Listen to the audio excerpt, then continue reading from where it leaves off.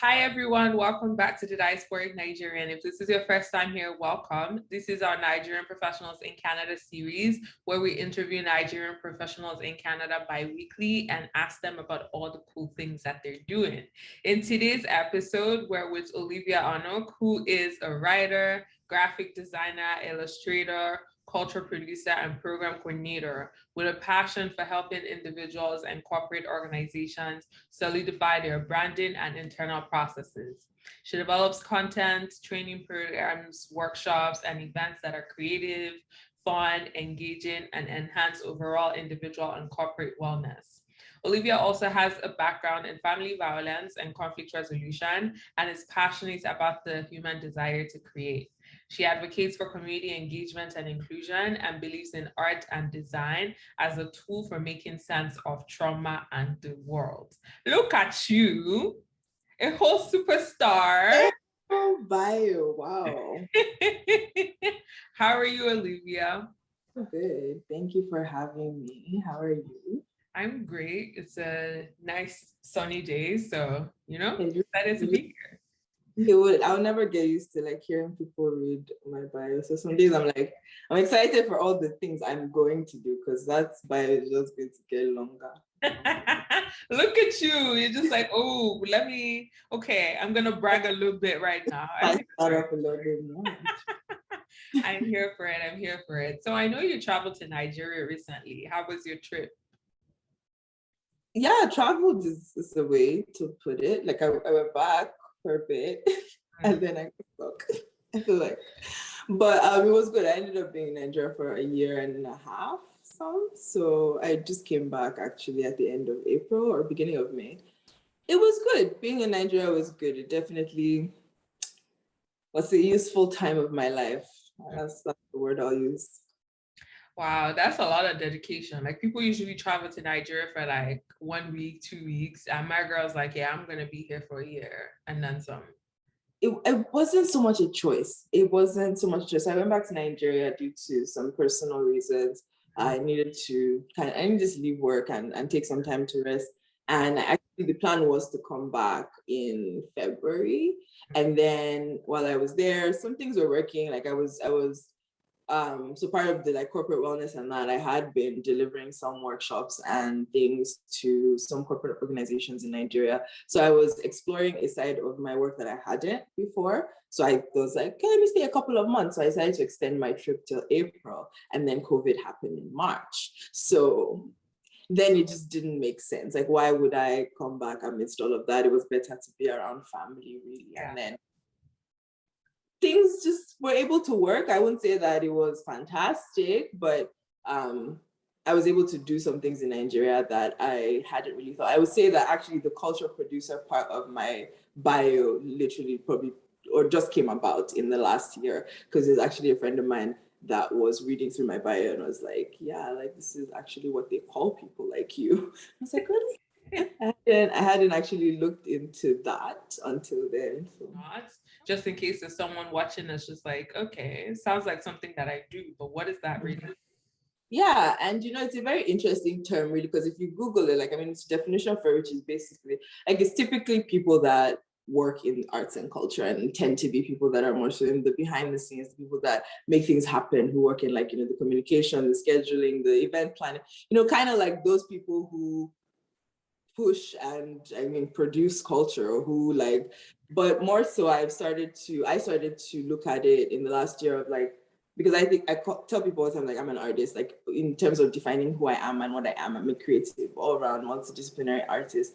And I've been looking more so at the ways that artists, whether intentionally or not, produce culture. And that's really just by engaging with themselves and their understanding of the world and living creatively and authentically. They help to, build our economies and produce the culture that we consume, right? So that's really, I look at myself as a culture producer in that sense, in sense of I'm an artist, but really that's what it means to be a culture producer. You work in the field of art and culture and you inspire the content that produces culture. You also talked about being an artist, and we know that I know that you have a love for poetry. So when did you first start this whole journey into poetry, and how do you think that art and you yourself have grown in that process? Uh, I've always been a writer. I was that child that I did not really go out very much, didn't have very many friends, but my father had a huge library. And my dad was always that person. I'd be like, what are you going to see in somebody's house? What read? Something, like, so I ended up being just that like reclusive child that I would read stories, and I liked to practice handwriting. So it kind of just came together where like I would end up writing stories, and this is a weird one that I don't think a lot of people know about me, but I have a thing about endings. So I used to read a lot of books, but I never used to really read them to the end because I had a problem with ending books. I didn't like that finishing thing. So it ended up being that I would start writing, rewriting books just because I was trying to practice handwriting or like cursive and that. And I would end up rewriting another end of the story or ending the story in my own way because I didn't know how it actually ended. And when I came to Canada, so I did high school here in Canada, there were a lot of opportunities that just encouraged writing. So I really loved literature. My teacher at the time, he used to engage us with amazing literature, from poetry to songs, and he would have different aspects to his literature class, right? So he would have classes where we would do 3 weeks of songwriting or 4 weeks of poetry analysis. So he did English in a different way. And that was kind of where I realized that I like to write. I probably had like a few notes and stuff, like Smile Through the Hurt or something on Facebook. And I knew that I liked to write, but then this was the time like I had somebody that was really like, hey, did you know you could write? It's like, I'm like, really? This is good. So he definitely played a huge role in me seeing or making that connection between writing and it actually being something that I could do. And then even making the connection between what I do write and terming it as poetry. Mm-hmm. And then, from there, I just like found communities, people that love listening to spoken word. I found places to perform. I found communities online, and definitely sharing my work on the internet facilitated a lot of growth for me, because that was one thing that, you write things, but then you keep it inside, and then it's great, like in the emotional sense of it, like to grow in that sense and to allow your writing help you heal. But then if you actually want to get better as a writer, like in the technicalities, then you actually have to put yourself out there and submit your work. And now moving away from you being an artist a little bit, why did you choose to go into family violence and conflict resolution? That was definitely a personal, just a life matter. I don't know that it was a deliberate decision. I was in school, and when I went to university, the idea was that I would study law because I can write and I can talk, and everybody Nigerian parents is law, doctor, they kind of just like that's where you go. So I was on that path, and I think in my second year in university, I took a course on intimate partner violence, and that was the entire course. Like it was just studying the effects, the meaning, what intimate partner violence was, and I just, for lack of a better phrase, like I just got it. Like just like when you just get it, like I enjoyed the class. I don't know if that's like cynical in a way. Like it wasn't like I enjoyed, but like I just got it, and I was like, it explained a lot of things for me.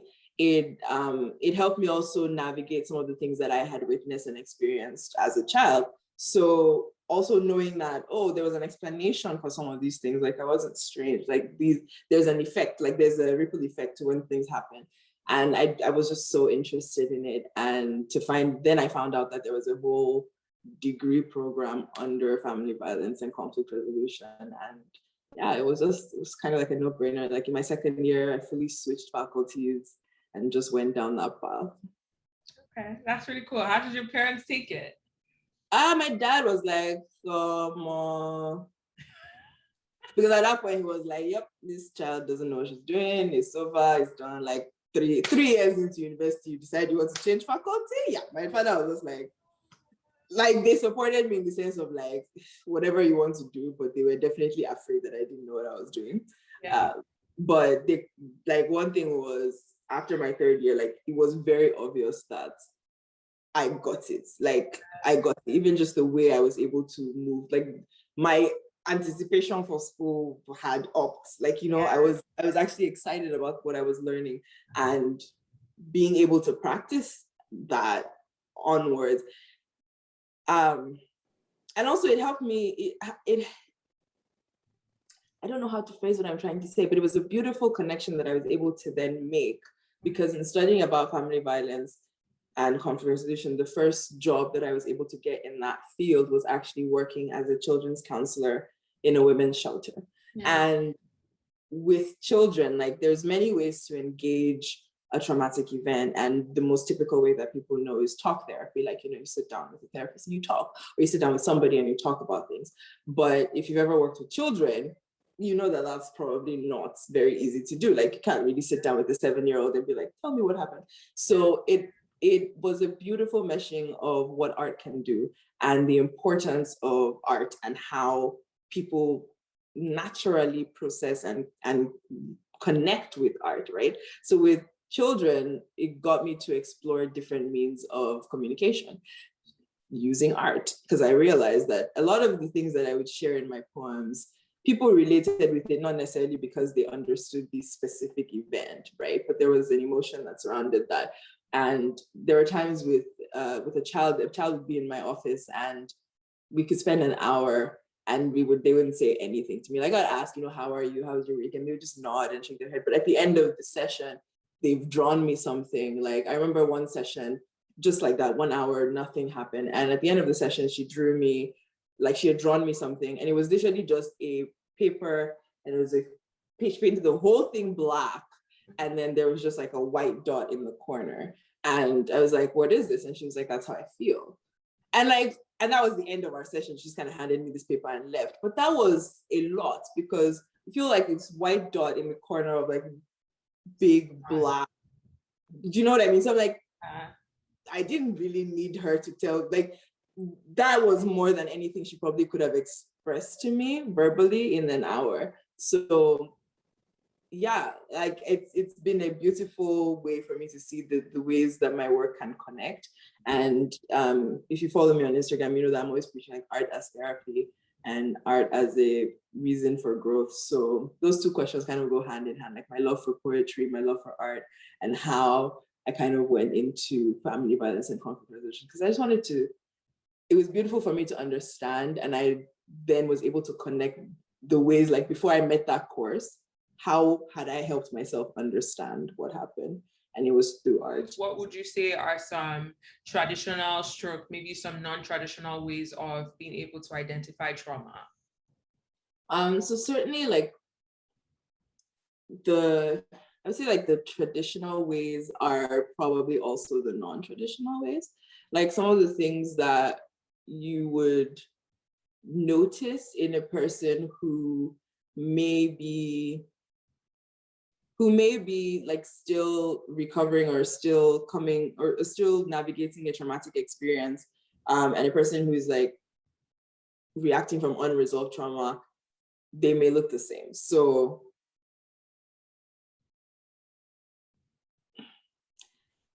it's always hard for me to say this, because there's no one way, right? Like, trauma doesn't have any one face, right? Like, it could be disconnecting, it could be over connecting, it could be, you know, it could look like joy, it could look like not joy. Like, it's very interesting. So I think I would say that the most traditional ways are looking for a change, right, in a person, or looking for the change in a person, because it's not so much to say that, oh, if a person starts behaving moody, or if they start getting angry easily, or if they're easily irritable, yes, those could be signs.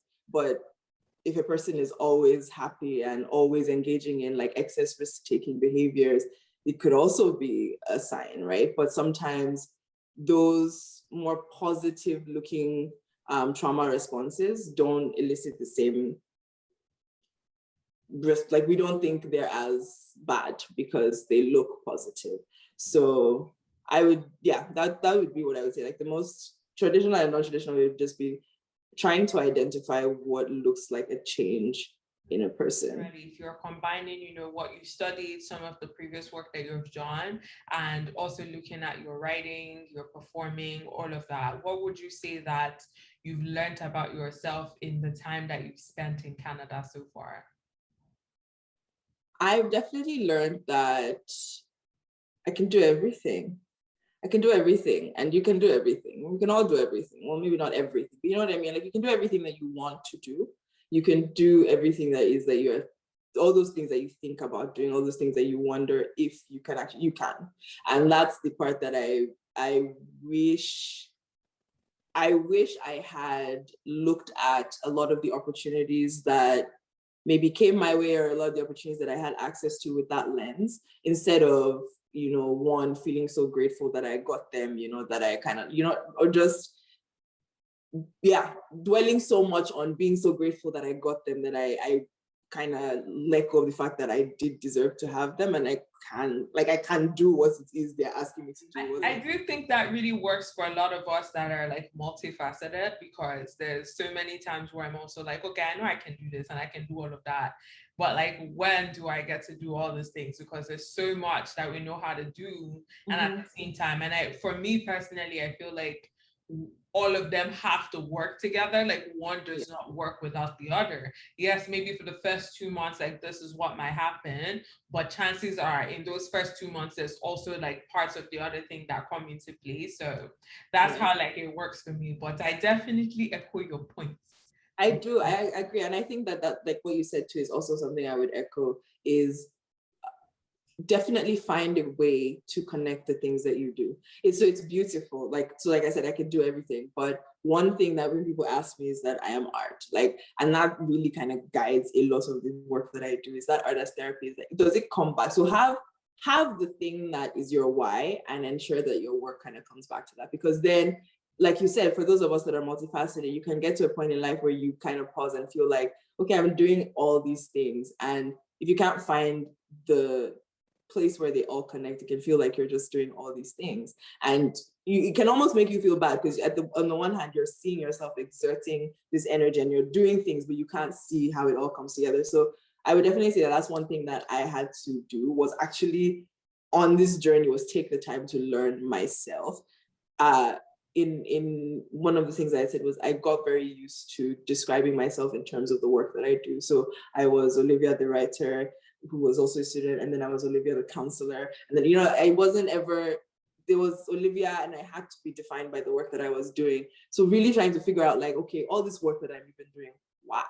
Like, what is the thing that connects all the work that I'm doing? And it's art, it's therapy, it's connection, it's connecting people to themselves, connecting people to their work, and then helping them understand how that work can help them make sense of themselves. Like, it's all, so for me, it was coming to that. So that's one thing I would definitely encourage anyone, if you're on a path, especially if you're someone who is a multifaceted creative, or even just a multifaceted individual, figure out what it is that makes you want to do all the things that you do, whether it's, fun, whether it's creating new experiences for people, whether it's connecting people together, then it makes sense. Yeah.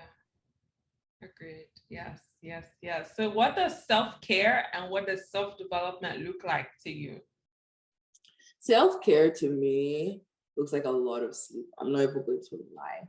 So sleep is something I struggle with a lot.